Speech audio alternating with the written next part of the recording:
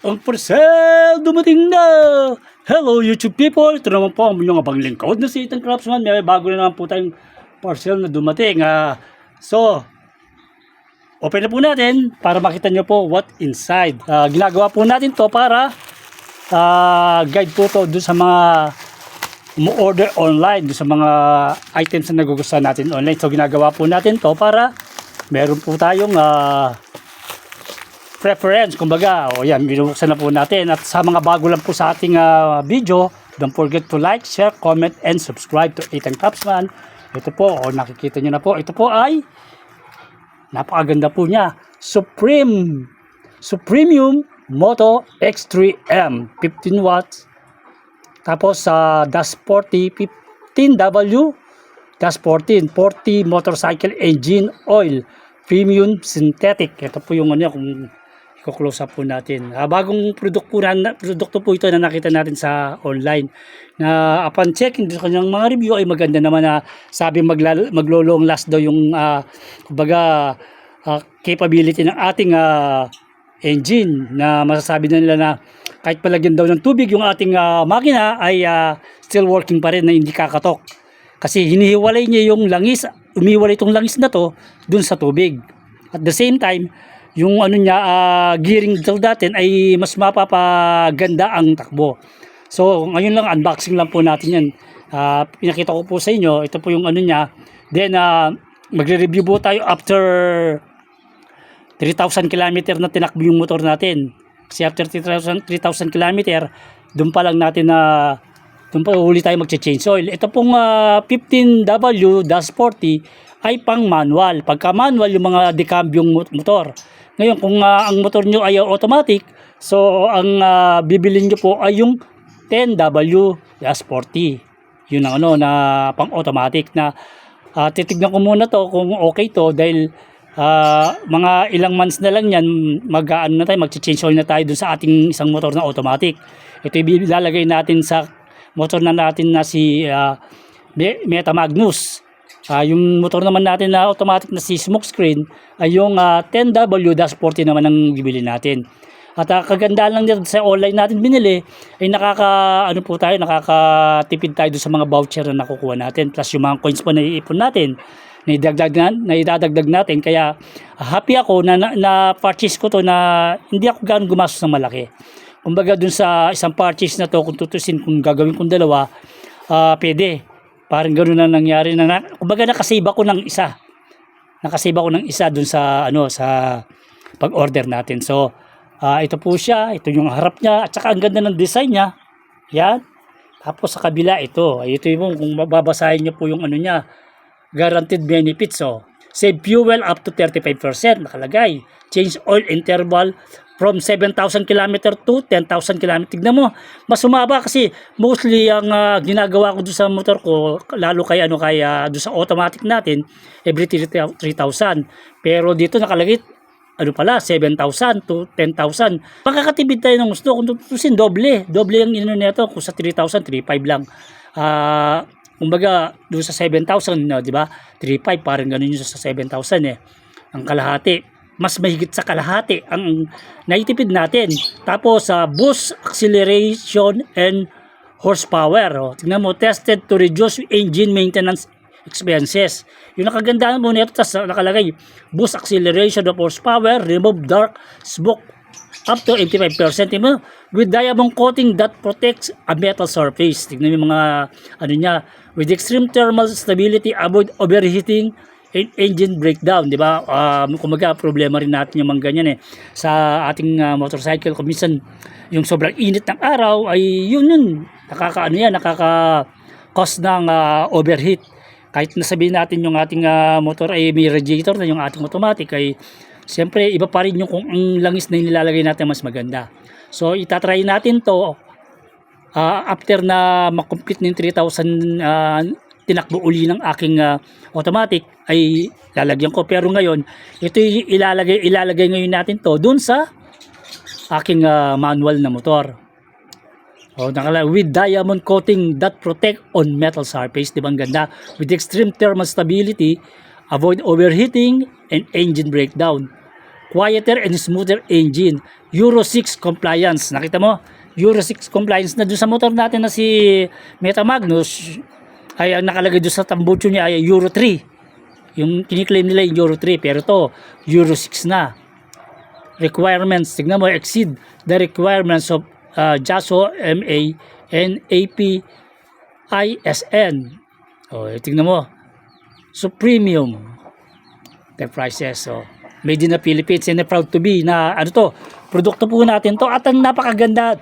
Nagustuhan ko itong kanyang packaging na pwede nating itago to kumbaga for remembrance itong kauna-unang gagamitin natin kasi kung ito po yung magbibigay ng magandang performance sa ating motorcycle siguro palagi na natin gagamitin to. Kaya I hope kumbaga nakatulong, kumbaga nagkaroon kayo ng guide dito sa ating review to na ginagawa po natin to para may guide rin kayo at kumbaga the more nakakatipid po tayo sa cost of living natin, lalong-lalo expenses natin sa mga machinery natin ay mas maganda. 1 liter na pala ang capacity nito ng isang to with liquid diamond technology, premium synthetic. Kaya kung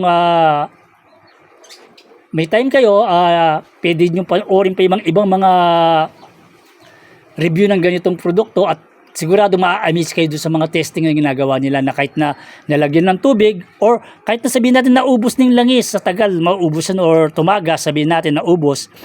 Kahit totaling walang langis, talagang aandar pa rin daw yung motor natin. Yun ang kiniklaim nila na mapoprove natin yan after na ilang na months or baka abutin pa ng years para makumpleto natin yung 7,000. Nakalagay 7,000 yung kilometer na tatakbuhin ng ating motorcycle. So, gagawin uli natin ng review yung pagka nag-change oil ulit ako. Hello, ngayon mag-change oil na tayo using this Premium Moto X3M. Ayan, ito. Ano natin kaya lang, ang unang gagawin natin dito ay kakalasin muna natin yung ano niyan. May bolt sa ilalim yan. Para makita nyo.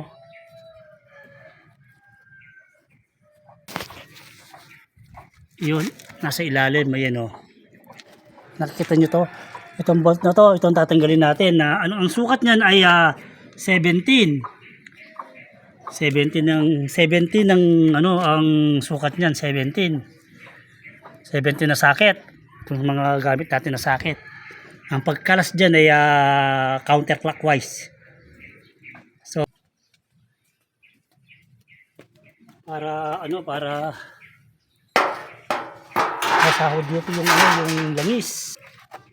So gagamitan natin ng socket range na 17 na ang nito ay pa-clockwise. Yan. Pagka naluwagan nyo na ganyan, pwede nyo lang tanggalin to. Yan.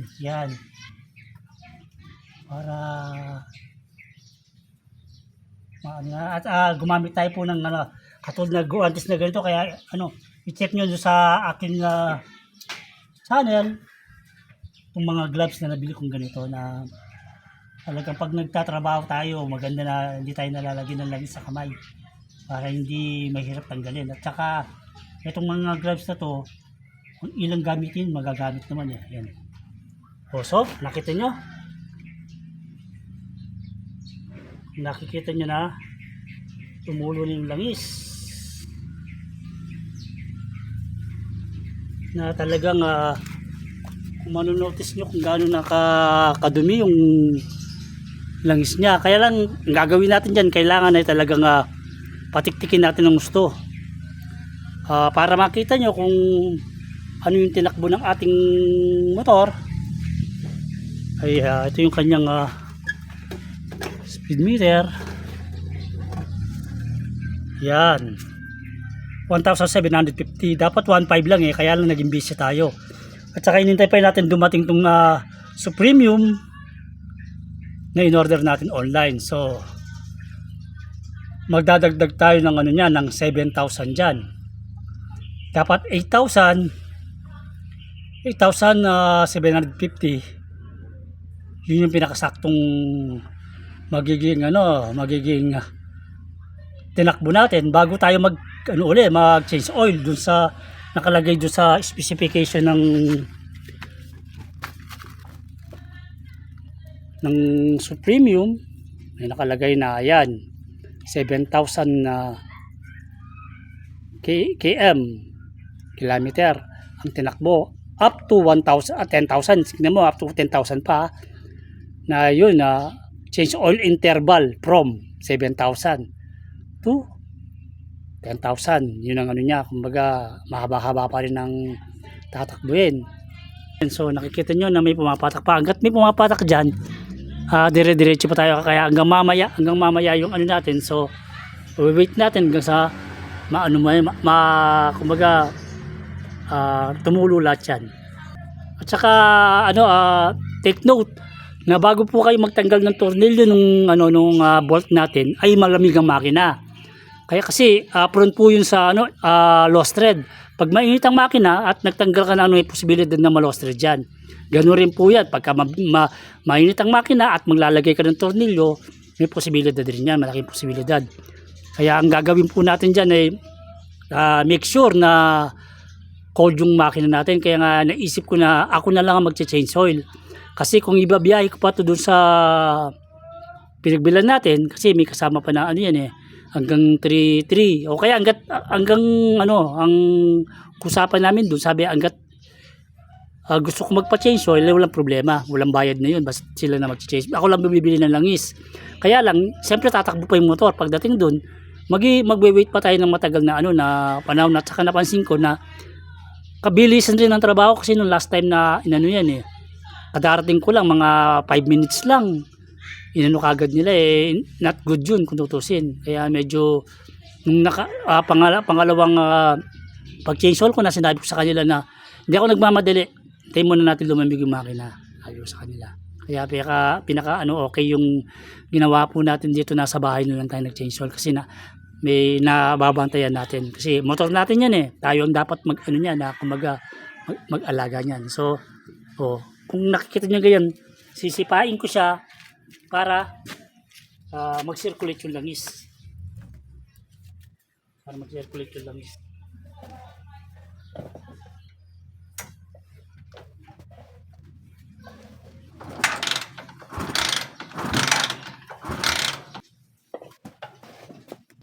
Nakikita nyo na halos wala nang pumapatak. Kailangan po natin ng ganito, yung ganitong pangsala. Nakikita nyo yung ating pag-aano ng oil na meron talaga siyang screen para yung wala pong makakalusot na masasabi natin na dumi, at ito yung hose niyan. Pag nilagay natin ng ganyan, so hanap tayo ng pesto para maano natin yan, malagyan natin ng langis. So itong natin, bolt natin, kailangan na natin balik. Ang pagbalik naman nito ay clockwise. Kakamitan natin ng socket range. So ipitan na ng konti. Pagka ginagamit itong socket range, kailangan pindutin mo muna rito bago mo may pasok tong mismong bala ng 17. So ito, nasa clockwise yan gagawin natin ay nasa counter. Ngayon gagawin natin ng clockwise. Yan.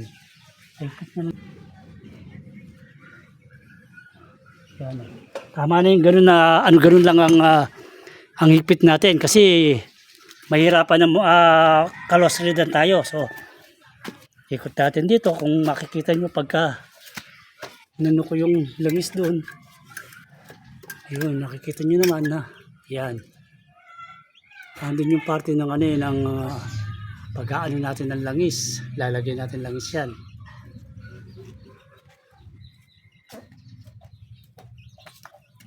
So ito yung stick natin. Yung stick natin, ito yan.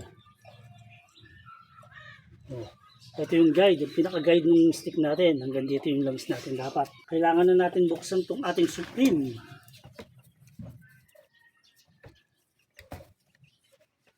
Medyo maipit siya. Ito, nabuksan na natin. So itatanggalin na natin yung so yan, nakaganyan yan. Kaganda yung diretso yan dun. Yung mga ganitong gamit, pagka may sasakyan ka, napaka-importante nito. Na ang kulay pala ng ano niya, kulay blue. Blue na mag-green.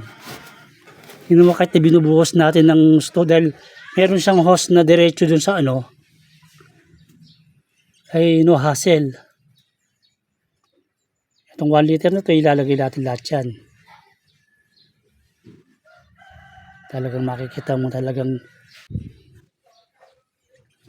At yung naman yung langis na napaggamitan natin doon ay pwede natin na isalin naman dito para magamit natin na sa ibang pagkakataon.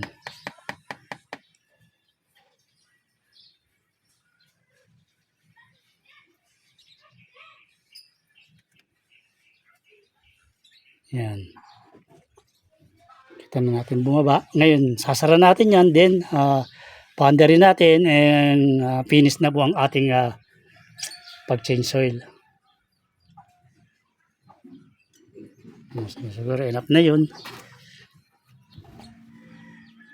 Napakaganda ng meron tayong strainer. Kung sakasakali man nakita nyo may alikabok na pumasok, pero na-strain pa rin siya. Nakakasiguro tayo na talagang malinis yung ano kasi yan, no? Yung diretso ng ganun diretso. So itong basehan natin, kung nakikita nyo ito, hanggang dito yung langis niyan. Tignan muna natin ng ganyan. Yan, para walang tagas. Then to make it finish, so need natin na punasan. Hindi ng motor.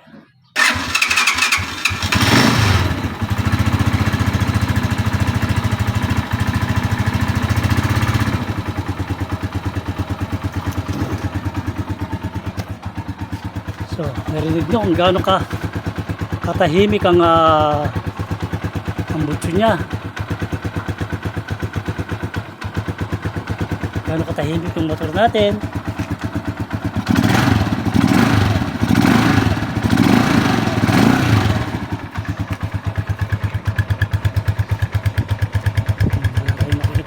Dyan means okay. Ito nyo naman yung ano. So I hope nakatulong tong ating review ng Moto X3D. Ngayon gagawin ngayon natin para hindi sayang itong langis na nandito sa ano, isasalin natin dyan. Isasalin natin dito yung langis. So para magamit pa natin sa ibang pagkakataon. Kung may project tayong ginagawa dahil langis pa rin yan, nagagamit talaga yan . So I hope nag-enjoy kayo na nanood sa aking unboxing review. After ma-complete natin yung 7,000 kilometer na tinakbo ng motor natin ay gagawa ulit tayo ng video dahil magche-change oil ulit tayo. Titignan natin kung ano yung naging itsura ng langis. So, lagi pong tandaan ang paalala ng inyong abang lingkod na si Ethan Craftsman. Enjoy, keep safe, and God bless!